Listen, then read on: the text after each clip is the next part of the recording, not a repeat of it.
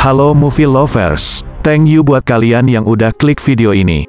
Kali ini film yang akan aku review adalah sebuah film thriller berjudul Thanksgiving yang rilis di bioskop Indonesia pada November tahun 2023. Berkisah tentang tragedi pada malam Black Friday di mana kala itu banyak toko yang memberikan diskon besar-besaran kepada pengunjung sehari setelah perayaan Thanksgiving.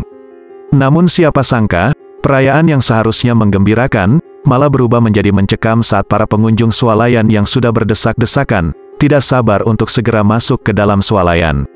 Alhasil, banyak korban berjatuhan karena massa yang tidak terbendung. Para pembeli semakin gila karena untuk mendapatkan barang yang sudah mereka incar dengan harga gila-gilaan. Diam-diam, ada sosok misterius yang tidak terima akan kematian seseorang yang juga ikut tewas dalam tragedi tersebut. Sehingga ia pun datang untuk menebarkan teror pada orang-orang yang harus bertanggung jawab atas tragedi mengerikan. Lantas teror apakah yang akan terjadi pada para penduduk? Dan siapakah sosok yang datang untuk meneror para warga? Please kamu harus stay tune di channel ini.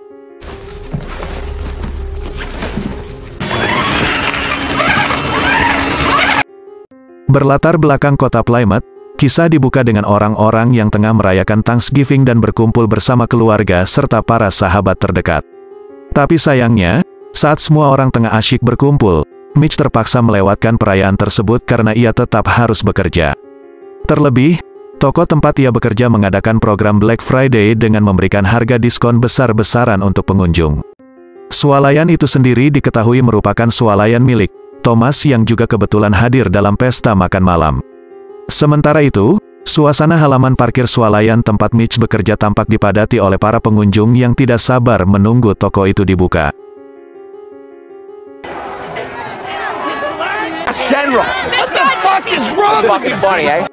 Scene pun berpindah pada Jessica serta teman-temannya yang memutuskan untuk datang ke swalayan milik ayah Jessica.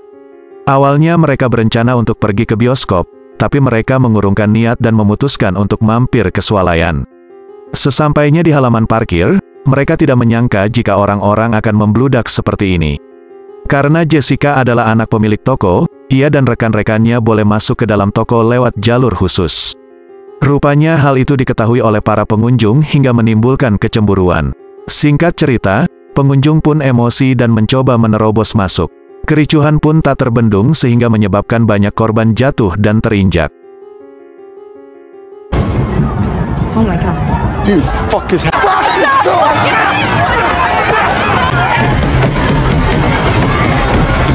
Pengunjung yang berhasil menerobos masuk bertindak brutal dengan menggasak barang apapun di hadapan mereka. Petugas keamanan bahkan menjadi korban dari kegilaan mereka. Selain itu, Amanda yang merupakan istri Mitch juga meregang nyawa dalam tragedi itu.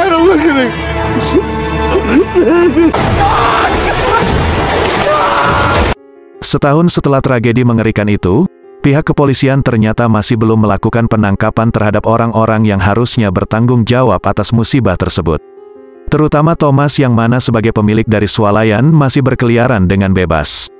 Salah seorang reporter TV yang kemudian meliput tentang tragedi Thanksgiving di swalayan milik Thomas, juga mewawancarai Mitch yang mana mendiang istrinya Amanda menjadi salah satu korban tragedi mencekam itu.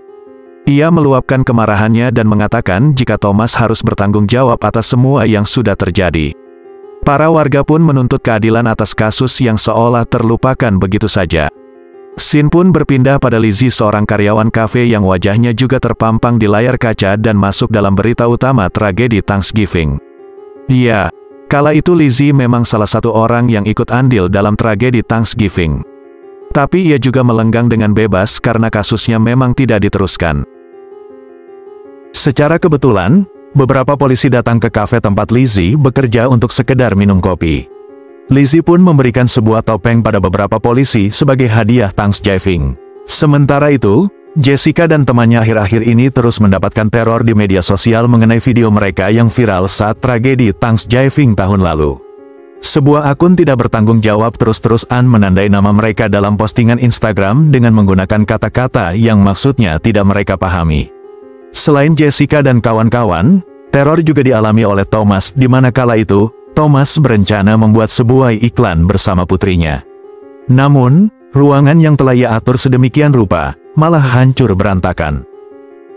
Tidak berselang lama, muncul seorang pemuda yang menawarkan sebuah tiket pesta McCarthy pada malam Thanksgiving pada Jessica dan kawan-kawannya.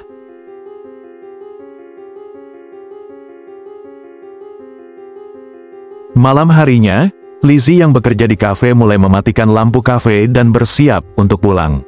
Saat hendak meninggalkan kafe, ia melihat sebuah topeng yang ia berikan kepada beberapa pengunjung, tergeletak di atas meja. Tidak mau ambil pusing, Lizzie membawa topeng itu ke rak belakang dan bergegas hendak pulang. Tapi tiba-tiba,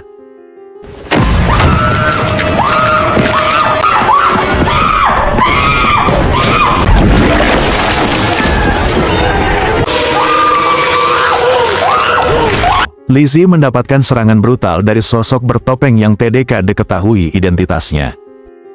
Lizzie mencoba menghubungi seseorang, tapi itu hanya sia-sia karena HP-nya tidak bisa mendeteksi wajah Lizzie yang penuh dengan luka. Ia pun melihat ke CCTV dan berpikir jika penjahat TSB mungkin sudah pergi. Berhasil keluar, Lizzie kini malah kebingungan karena tidak menemukan kunci mobilnya.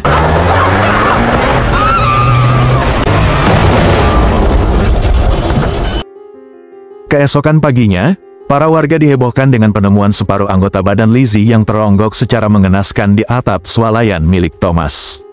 Entah siapa yang tega melakukan hal itu, yang pasti teror dari sosok bertopeng mulai menyebar di kota Plymouth.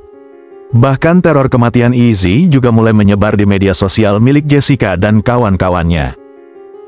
Sin pun kembali ke TKP Lizzie ditemukan di mana para wartawan sudah berkumpul untuk menunggu informasi terbaru dari kematian Lizzie.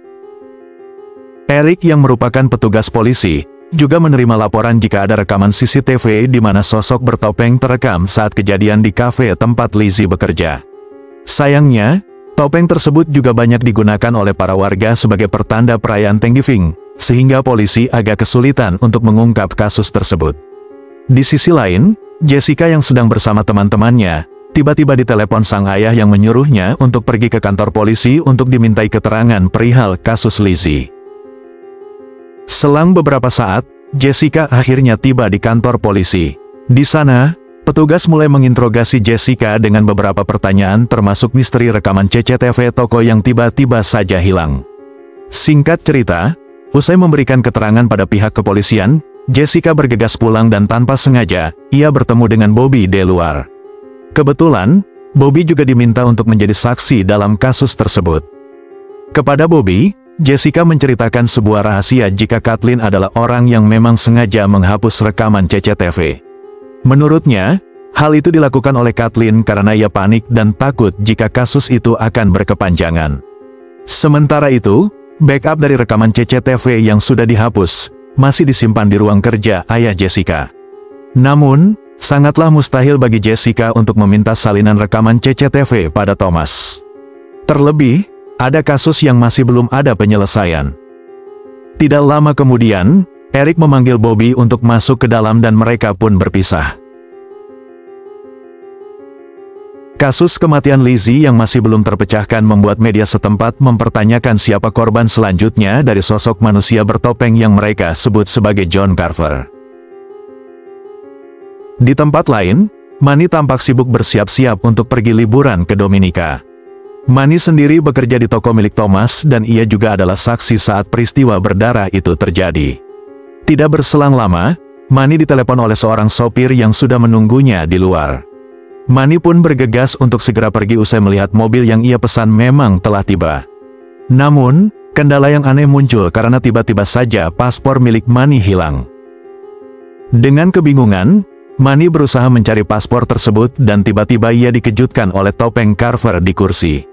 Dan inilah yang selanjutnya terjadi. I'm a security guard. I kill people every fucking day.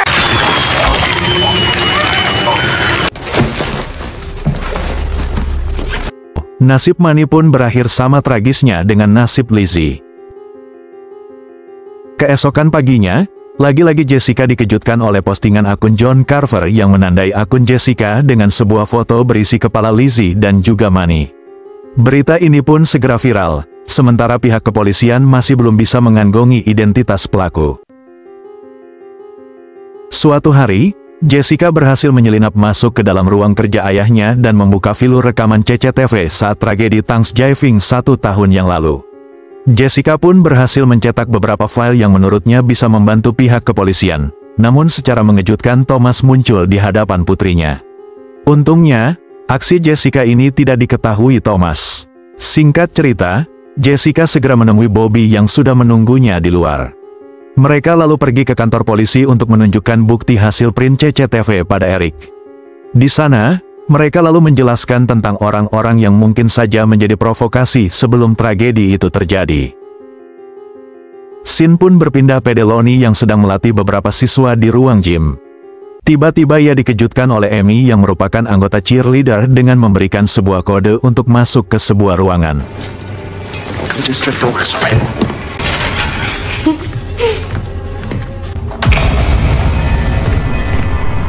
Amy pun mulai melakukan pertunjukan untuk menggoda Lonnie. Tapi inilah yang malah terjadi. Here we go! Di tempat lain, Jessica dan kawan-kawannya terlihat sangat kecewa karena pertandingan di sekolahan mereka tiba-tiba saja dibatalkan secara mendadak. Satu persatu para murid pergi meninggalkan sekolahan, kecuali Jessica dan dua rekannya bernama Gabi dan Evan. Jessica sendiri sebetulnya pamit pulang duluan, namun Gabi mengatakan jika mereka akan pulang bersama dan meminta Jessica untuk menunggunya sebentar. Beberapa menit kemudian, Jessica mencoba mengirim pesan pada Gabi yang lama tidak terlihat.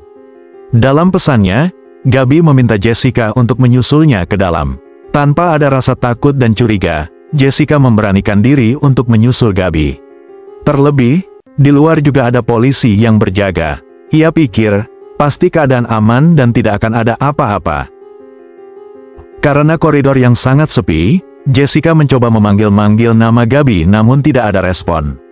Ia lalu berinisiatif untuk mengirimkan sebuah pesan. Anehnya, ia seolah mendengar nada pesan SMS di sebuah bak sampah. Dan tiba-tiba,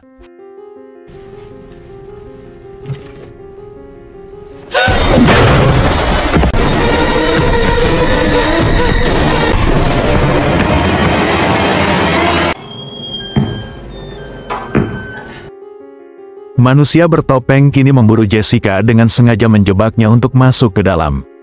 Untungnya Jessica berhasil menyelamatkan dirinya dengan masuk ke sebuah ruangan kelas kecantikan.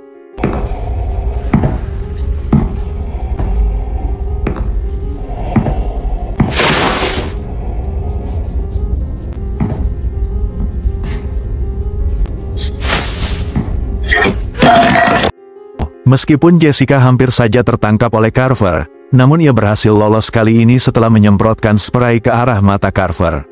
Jessica pun berhasil keluar dan meminta pertolongan.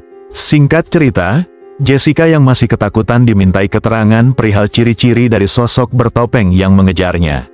Sementara itu, beberapa petugas tampak memasang garis kuning di sekolahan Jessica. Malam harinya, Jessica dan Scuba datang ke pesta yang diadakan oleh McCarthy.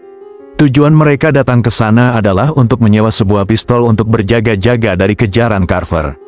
Dalam perjalanan pulang, Scuba melakukan video call pada Yulia yang kala itu tengah berkemas karena sang ayah mengajaknya untuk pindah ke Florida setelah kejadian yang terjadi di sekolahan mereka. Yulia juga bercerita jika ada petugas polisi yang menjaga rumah mereka. Tidak lama setelahnya Yulia mematikan panggilan dengan alasan ia hendak berkemas. Sementara itu di lantai bawah, ayah Yulia memberikan sebuah makanan pada petugas polisi lalu pergi meninggalkannya. Dan tiba-tiba saja, Dad?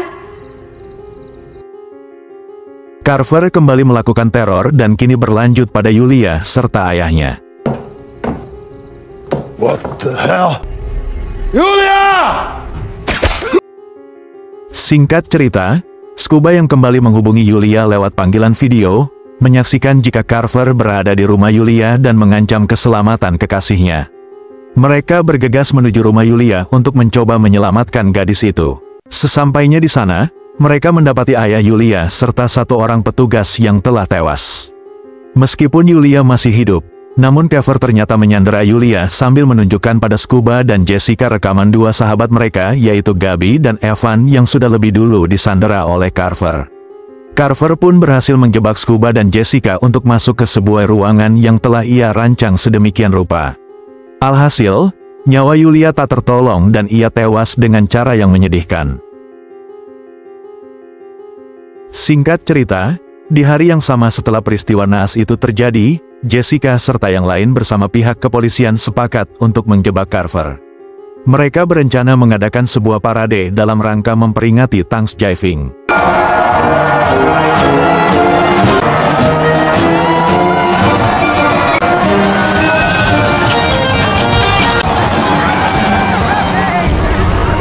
Di tengah keramaian, diam-diam ada seseorang yang memakai topeng Carver lalu menerobos ke dalam kerumunan. Dan tiba-tiba,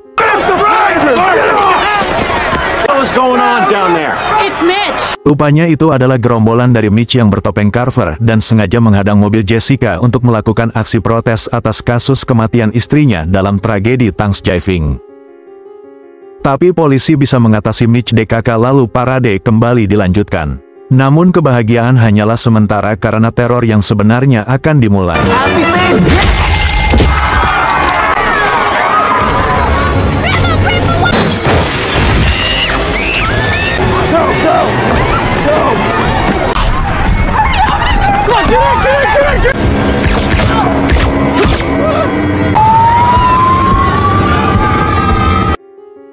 Scene pun berpindah pada Kathleen yang kini terbaring di sebuah meja.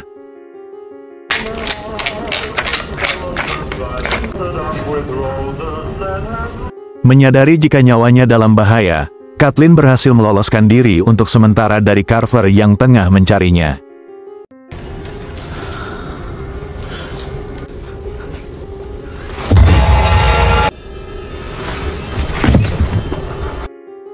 Saat berhasil menemukan pintu, Kathleen tanpa sengaja melihat Amy yang berada dalam bungkusan plastik.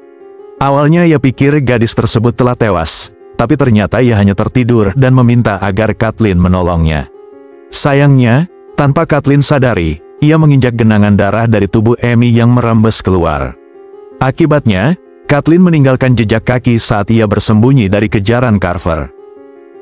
Bisa kita tebak jika pada akhirnya, Kathleen tertangkap oleh Carver dan tewas dengan cara mengenaskan di dalam sebuah oven panas.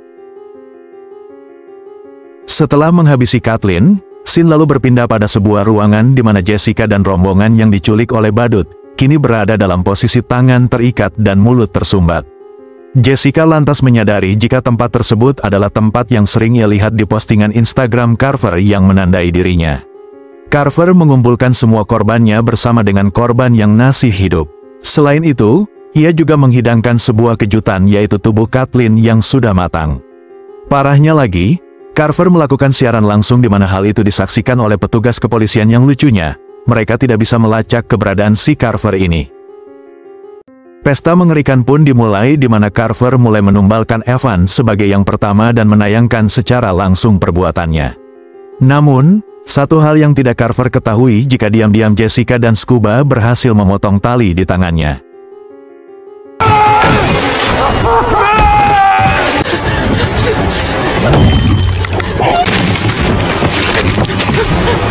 Sayangnya, Carver berhasil melukai Scuba sementara Jessica berhasil kabur. Carver sendiri lebih memilih mengejar Jessica daripada menghabisi nyawa Scuba. Jessica pun terus berlari sampai akhirnya ia menemukan mobil polisi dan Eric tergeletak dengan pelipis berdarah. Secara bersamaan, Jessica melihat dari kejauhan, seseorang mengendap-endap masuk ke sebuah gedung. Dengan berbekal pistol yang ia ambil dari kantong Eric, ia lalu mengikuti pria tersebut dan menemukan Bobby ada di dalam. Tiba-tiba saja Eric muncul dari belakang dan menahan aksi Jessica. Eric lantas meminta Jessica untuk pergi keluar dan tidak lama setelahnya, terdengar suara tembakan dari dalam. Singkat cerita, Jessica kini berada di tempat yang aman setelah drama penculikan itu ia alami. Sementara itu, korban penculikan yang lain sudah diselamatkan dan kini berada di tempat yang aman. Karena masih merasa shock, Jessica lantas meminta Eric untuk meninggalkannya sendirian di sebuah ruangan. Eric pun mengiyakan permintaan Jessica, namun tak berselang lama, ia kembali datang dan mengajak Jessica ke rumah sakit untuk bertemu Thomas. Tapi disinilah, Jessica menemukan fakta mengerikan jika ia mengenali sepatu yang dikenakan oleh sosok Carver yang tidak lain sepatu yang sama persis dengan yang dipakai Eric. Eric sendiri seolah sudah menyadari jika Jessica telah mengenalinya. Tak lama kemudian Eric menutup pintu dan membuat Jessica mulai ketakutan. Jessica lantas menanyakan keberadaan Bobby, tapi dengan santai Eric menjawab jika ia telah membius Bobby. Eric pun mulai bercerita jika semua ini tidak akan terjadi jika tragedi setahun yang lalu tidak ada. Menurutnya gara-gara Black Friday itu, Eric harus kehilangan Amanda serta janin yang ia kandung yang tidak lain adalah anak mereka berdua. Padahal di cerita ini, Amanda merupakan istri dari Mitch. Jessica pun akhirnya tahu jika Amanda dan Eric telah menjalin hubungan spesial meskipun keduanya sama-sama telah memiliki pasangan. Karenanya Eric menumpahkan semua kemarahannya pada orang-orang yang terlibat pada tragedi itu termasuk Jessica dan kawan-kawannya. Namun, Jessica rupanya diam-diam menayangkan secara langsung pembicaraan mereka sehingga apa yang diucapkan oleh Eric diketahui oleh para penonton live. Hal inilah yang akhirnya memicu kemarahan Eric dan lalu mencoba menyerang Jessica.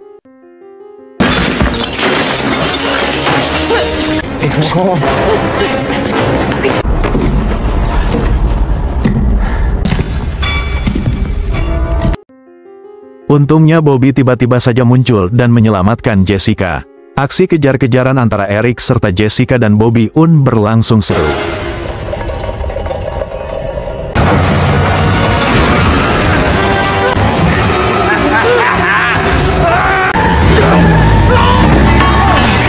Singkat cerita, Jessica dan Bobby berhasil membuat sebuah ledakan dan mereka berhasil keluar dari gedung tersebut. Esok paginya, para polisi datang ke TKP. Tapi sayangnya, masih belum diketahui apakah Eric juga ikut tewas terbakar. Namun, salah seorang polisi yang mengecek masuk ke dalam, menyatakan jika tidak ada yang bisa selamat dari ledakan tersebut. Tapi, Jessica masih merasa jika Eric berhasil selamat dan meloloskan diri. Entahlah, cerita pun akhirnya tamat.